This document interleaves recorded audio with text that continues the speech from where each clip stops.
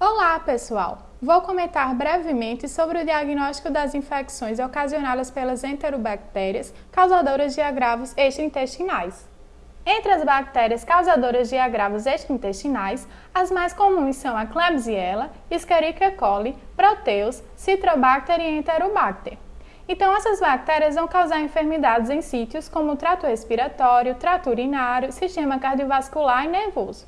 Lembrando que a Citrobacter e Enterobacter estão mais relacionadas com infecções hospitalares em pacientes imunocomprometidos. Como já sabemos, a fase pré-analítica, que é a coleta da amostra do paciente, vai variar de acordo com o quadro clínico apresentado, podendo ser uma amostra de hemocultura, ponto de catéter e outros. Após a fase pré-analítica, entramos na fase analítica propriamente dita, a qual é feito o isolamento e identificação do micro-organismo, para termos o diagnóstico correto e então poder seguir com o tratamento do paciente. Começando pelo isolamento, que rotineiramente é feito por dois meios de culturas, sendo um não seletivo e outro seletivo diferencial, podendo ser o agar-EMB, agar-McConkey, agar-sangue e agar-Clade, no caso da urocultura. E sempre lembrando que também pode ser feita a coloração de grão para avaliação morfotintorial do micro-organismo.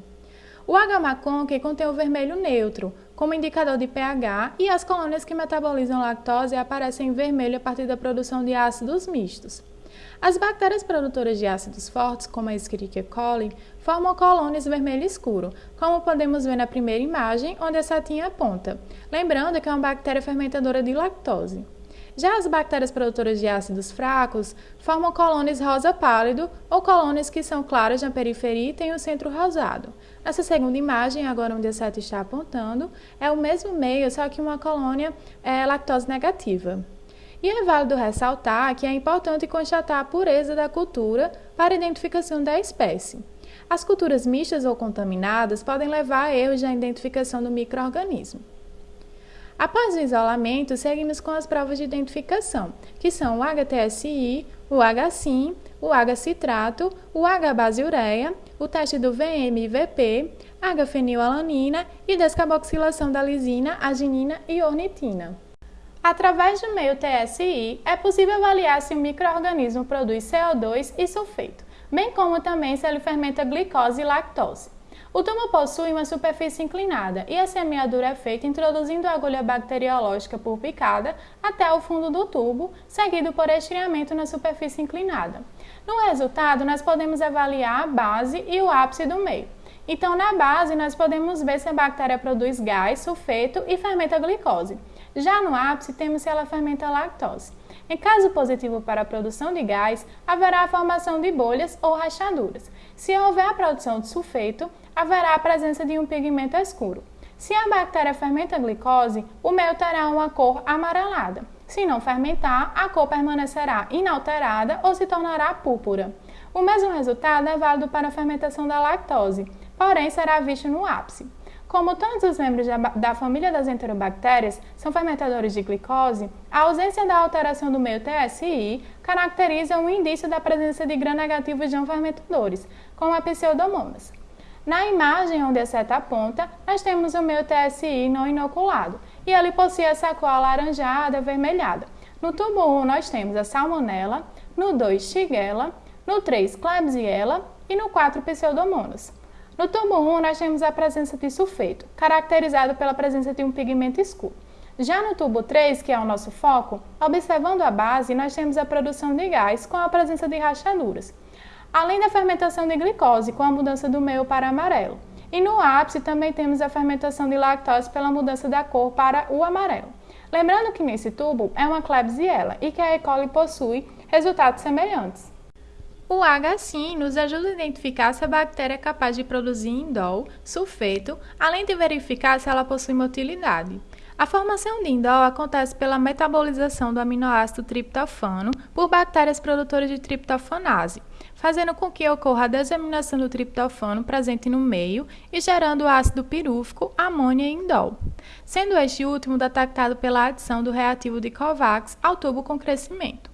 Já a produção de gás é detectada pela presença do tiosulfato de sódio e ferro no meio, o que ocasiona na formação de sulfitos insolúveis visualizados como um precipitado preto.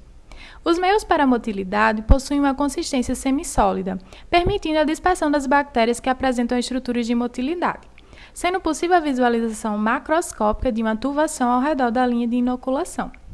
Na imagem 1, nós temos o meio sim mostrando a zona difusa característica de motilidade em comparação ao crescimento restrito à região de inoculação.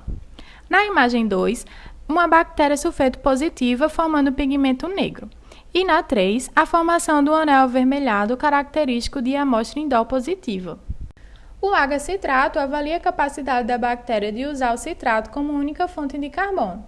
Em caso positivo, haverá uma alcalinização do meio, fazendo com que sua cor mude de verde para azul intenso apenas na área do inóculo, como mostrado na seta.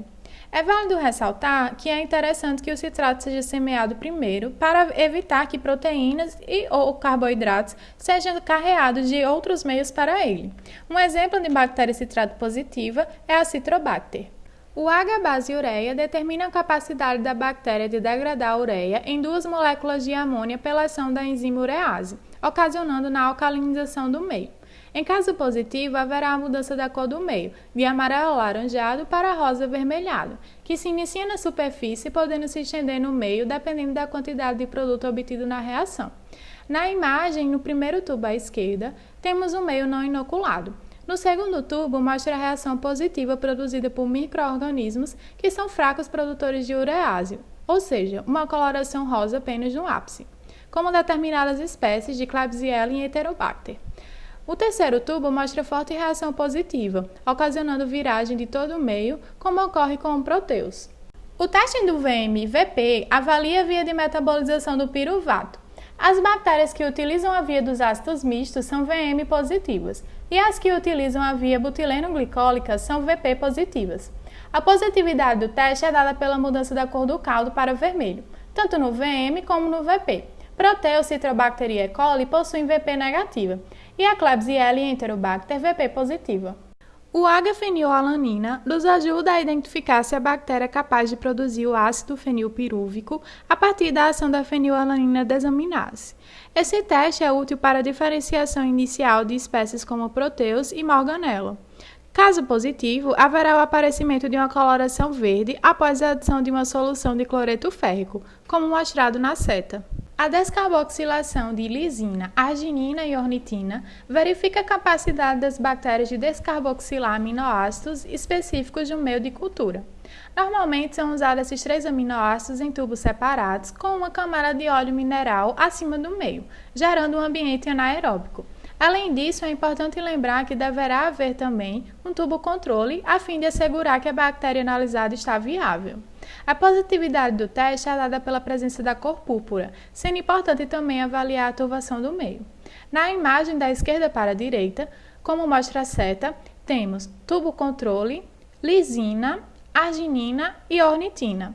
Nesse caso, a bactéria analisada era o Proteus mirabilis e apenas a ornitina foi positiva, pois houve a mudança da cor do meio para púrpura.